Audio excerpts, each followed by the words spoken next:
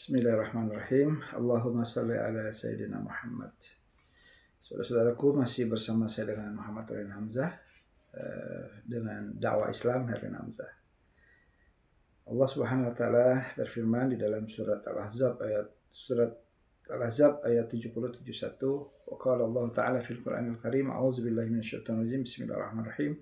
Ya ayyuhallazina amanu taqullaha wa qulu qawlan shadidan يصلح لكم أعمالكم ويغفر لكم ذنوبكم ومن يطع الله ورسوله فقد فاز فوزا عظيما.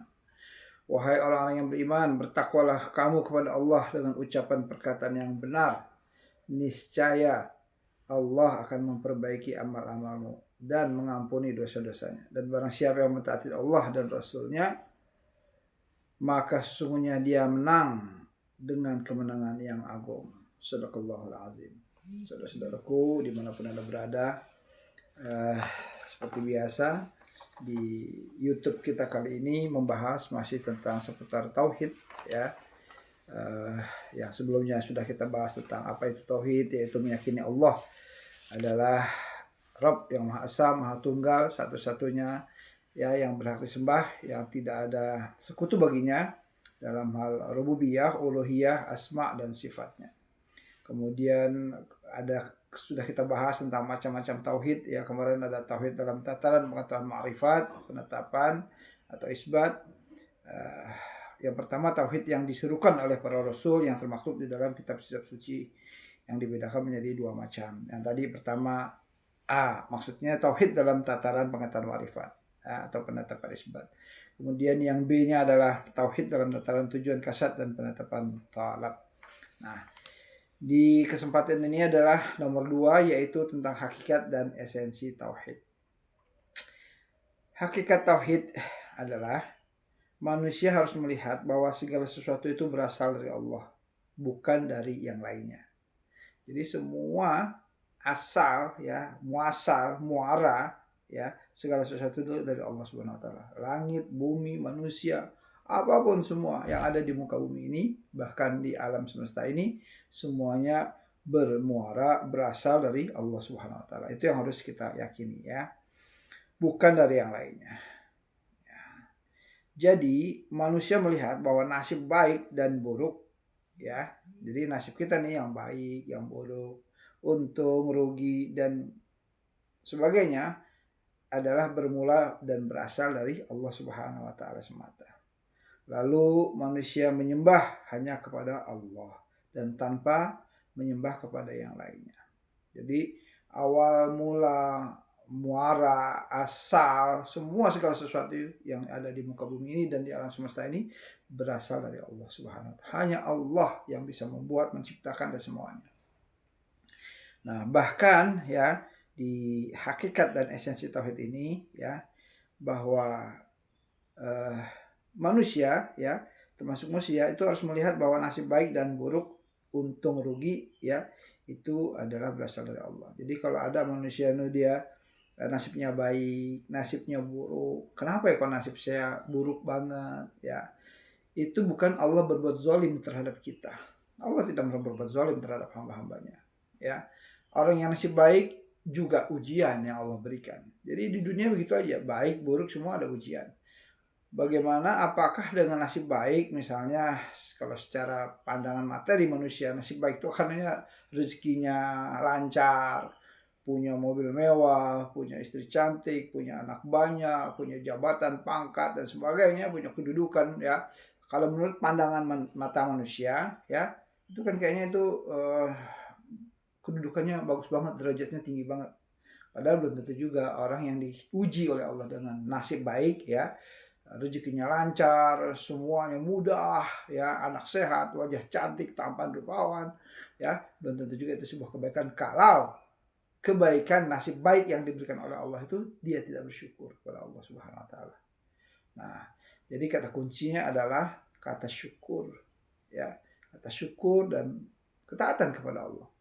Sebaliknya, orang yang diberikan nasib buruk belum tentu juga sebenarnya buruk. Nasib buruk tuh kan kalau menurut pandangan kita tuh ya susah, nggak punya apa-apa, jangankan mau didengerin kata-katanya. Lihat aja orang kadang malas sama kita, apalagi kalau orang-orang yang nggak punya tuh ya, datang ke rumah saudaranya yang kaya. Katanya Junidin MZ, ini mau minjem nih, mau ngutang nih, mau ngutang nih. Padahal belum tentu kita mau minjem dan mau ngutang. Begitulah ya. Sesungguhnya nasib baik dan buruk ini adalah ujian semuanya.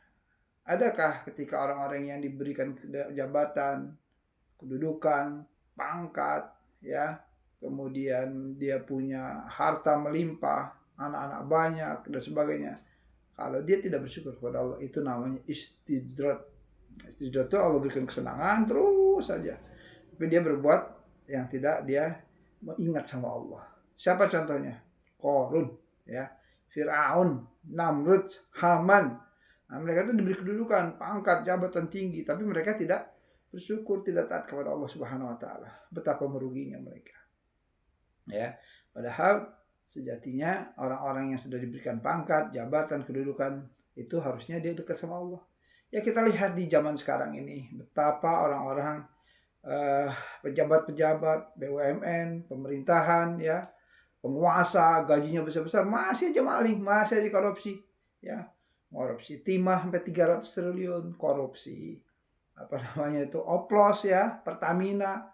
Bayangkan sampai 1 kuardan, ya, 1 triliun.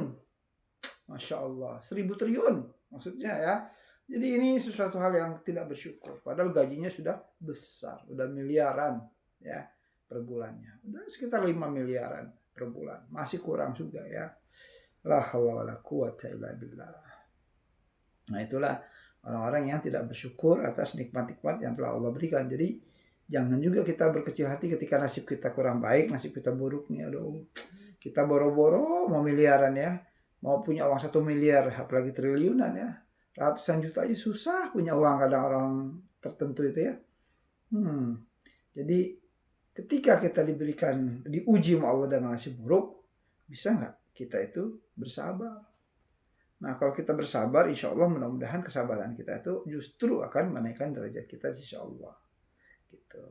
Jadi harus tahu tuh bahwa hakikat tauhid itu dia harus melihat bahwa meyakini juga bahwa segala sesuatu itu berasal dari Allah, bukan dari yang lainnya. Jadi kalau manusia itu tahu ada nasib baik, ada nasib buruk, ya, untung, rugi, nah itu juga berasal dari Allah semuanya. Nah, kalau dia untung tapi untungnya dengan cara curang, ya sebenarnya nggak untung, itu rugi sebenarnya, karena dia sudah menipu dirinya sendiri dengan cara, misalnya orang nipu, ya, Pak tolong ini, nggak taunya dia nipu. Nah, itu sebenarnya dia bukan untung tapi buntung. Nanti di akhirat dia rugi. Orang yang mencuri, nah, kayak HP saya hilang atau dicuri, ya nggak, di tempat, di rumah keluarga dicuri sama orang. Aduh, saya nggak ngerti itu siapa yang nyuri itu. Nah, itulah, itu sebenarnya dia rugi, ya, gitu. Saya mungkin rugi di dunia ini, HP saya hilang, tapi kalau saya sabar, redho sama Allah, ya insya Allah mudah-mudahan Allah ganti, pasti Allah ganti di dunia dan di akhirat. Kalaupun di dunia ini enggak, nanti Allah ganti di akhirat. Gitu. Tapi nyatanya sama Allah udah diganti juga tuh HP-nya ini. HP yang saya pakai udah diganti. Masya Allah. Ya, segala puji bagi Allah. Jadi untung rugi, ya, sama juga. Orang yang beruntung, kalau dia untung tapi dia berbuat zalim, menang dia. Tapi berbuat zalim, curang, TSM, apa yang dia banggakan? Katanya menang, tapi kok masih takut sama yang kalah. Itu, ya. Terus rugi. Nah, rugi ini juga bisa jadi karena memang kesalahan kita, rugi, nasib kita buruk. Bisa juga itu peringatan supaya kita sadar. Bisa jadi kita selama ini jauh sama Allah, banyak dosa, banyak maksiat, sehingga kita rugi terus. Itu harus muhasabah. Jadi semuanya tuh selagi ketika kita rugi, ketika kita nasibnya buruk, tapi kita akhirnya jadi muhasabah, kemudian kita dekat dengan Allah, kemudian kita memperbaiki diri kita, kemudian kita menjadi hamba yang senantiasa tunduk patuh kepada Allah Subhanahu wa taala, kemudian kita menjadi hamba yang taat sama Allah, berusaha memperbaiki diri dan sebagainya, insya Allah mudah-mudahan kerugian secara materi, nasib buruk secara di dunia itu akan berbalik menjadi keuntungan nanti di akhirat. Pada intinya begitu aja. Kita tuh baik nggak sih? Taat nggak sih sama Allah ketika Allah uji kita dengan kesulitan, dengan nasib buruk, dengan rugi, dengan bangkrut? Bisa nggak kita sabar? Redho nggak hati kita?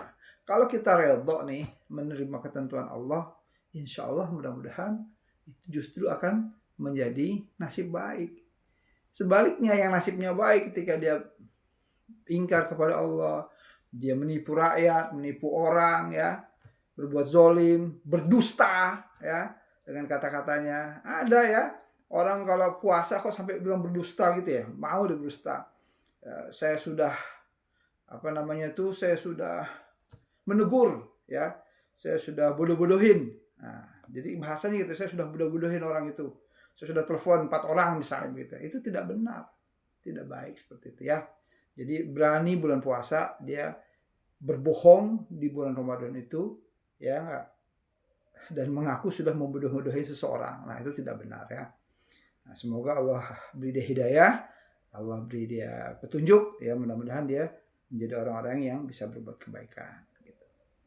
Nah, saudaraku sekalian yang dirahmati Allah, itulah hakikat dan esensi tauhid. Jadi intinya hakikat tauhid yaitu manusia itu harus meyakini, melihat bahwa segala sesuatu itu berasal dari Allah dan bukan dari yang lainnya. Ya, manusia harus melihat, meyakini bahwa nasib baik, nasib buruk, untung rugi dan sebagainya adalah bermula dan berasal dari Allah Subhanahu wa taala. Jadi bukan tuh dari jin, dari dukun, dari apa, bukan, tapi dari Allah Subhanahu wa taala semata. Lalu manusia hanya menyembah kepada Allah dan tanpa menyembah kepada lainnya. Jadi intinya ya dari hakikat dan esensi tauhid bahwa kita harus yakin bahwa semua itu berasal dari Allah Subhanahu wa taala, bukan dari yang lain ya. Bukan kalau kita ini amalannya ini kata dukun, kasih garam, kasih apa, terus begitu rezeki, enggak gitu. Rezeki itu ya semuanya dari Allah. Kalau kita taat sama Allah, percayalah. Ada juga orang yang taat sama Allah tapi rezekinya mungkin enggak banyak, sedikit.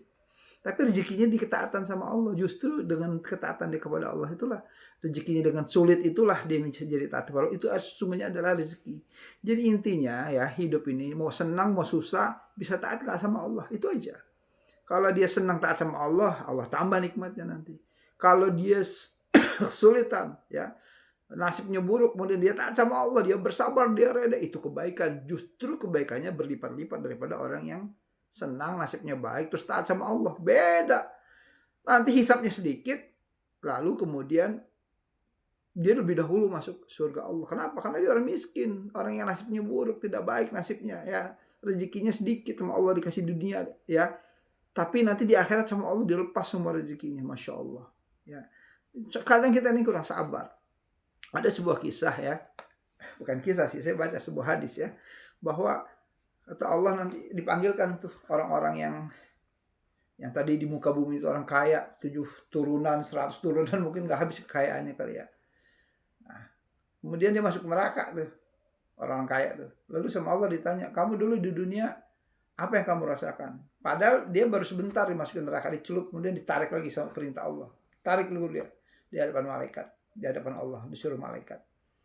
Dia tidak merasakan kenikmatan yang bertahun-tahun ya, nikmat-nikmat ya, nasib baiknya yang bagus, itu tidak merasakan apapun karena dia tidak taat kepada Allah. Dengan neraka jahanam yang baru sebentar, apa yang kamu rasakan? Sengsara. Dia lupa dengan semua kenikmatan, padahal nikmatnya bertahun-tahun. Orang berdecak kagum semuanya ya, termasuk pada Korun. Orang berdecak kagum dengan kekayaan Korun, tapi tidak taat sama Allah, durhaka kepada Allah, menipu rakyatnya dan sebagainya. Nggak ada gunanya. Sebaliknya Allah panggil orang yang paling miskin di muka bumi, susah, nggak punya apa-apa. Kalau kita ini masih kaya ini, walaupun bukan orang punya juga ya. Saya masih punya jas ini, alhamdulillah, beli di Madinah dulu sama pedagang Arab. Ya, kita ini masih kaya. Tahu nggak, Rasulullah itu bajunya 3 helai aja. Baju kita berapa selemari? Kita kalau coba cuma 3, kita aduh rasanya minder. Padahal kita ini bukan orang kaya, orang miskin ya gak? Tapi kita ternyata lebih kaya dalam hal penampilan, dalam hal stok-stok barang ya. Dimana jauh ya antara sahabat Rasulullah, para sahabat Nabi dengan kita gak ada apa-apa. Makanya kita nih, astagfirullahaladzim, gak ada apa-apanya amalan kita. Kemarin ada tuh di grup, gimana kalau 10% ada nggak bisa mencontoh Rasulullah? Nggak ada, jangankan Rasulullah, tabiut tabiin ya, setelah Rasulullah sahabat, tabiin, tabiut tabiin, 100 itu setelah generasinya, kita belum tentu bisa mencontoh orang-orang baik, terutama orang solehnya ya, orang bertakwa. Susah ya enggak, kita cuma hanya disuruh mengikuti. Kalau kau mencintaiku maka ikutilah aku, kata Rasulullah, kata Allah dan Rasul gitu. Nah, jadi kita cuma mencontoh sesuai dengan kemampuan kita. Saudara-saudaraku dimulakan Allah Subhanahu wa taala, ketika orang miskin itu dipanggil, dia susah, dia dimaksud surga oleh Allah. Sebentar dulu, suruh panggil sama Allah, ditanya, "Wahai hamba, apa yang kau rasakan deritamu ketika kamu di dunia?" "Ya Allah, aku nggak pernah merasakannya, aku rasakan nikmat." Karena dia baru dimasukin surga, sebentar itu juga ditarik dulu supaya menjadi pelajaran ya di kisah-kisah ini. Di apa namanya itu, di hadis qudsi ini, supaya kita yang masih hidup ini menjadi pelajaran. Ternyata enggak juga sengsara-sengsara amat. Nanti lupa tuh kesusahan kita, penderitaan kita, yang dibunuh, yang dibantai, KM 50. Itu nanti akan hilang semua penderitaan kesulitan-kesulitannya ya dengan kenikmatan surga.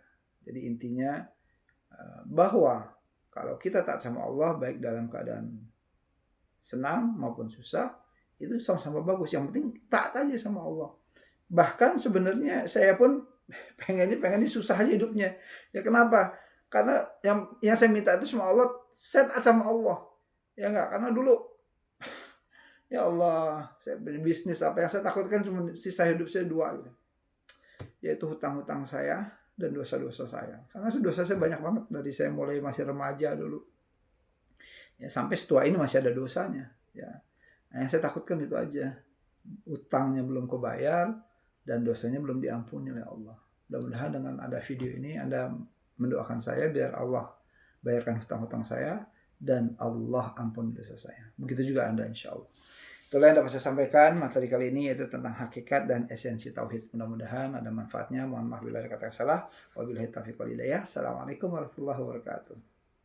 Salam perubahan. Mari diutamakan bangsa dan negara dimajukan. Kita tutup dengan baca penutup kafaratul majlis. Subhanakallahumma wa bihamdika asyhadu an la ilaha illa anta astaghfiruka wa atubu ilaik. Ya Allah, ampuni dosa-dosa hamba dan dosa-dosa yang mantan ini, ya Allah. Berkahi hidupnya, ya Allah.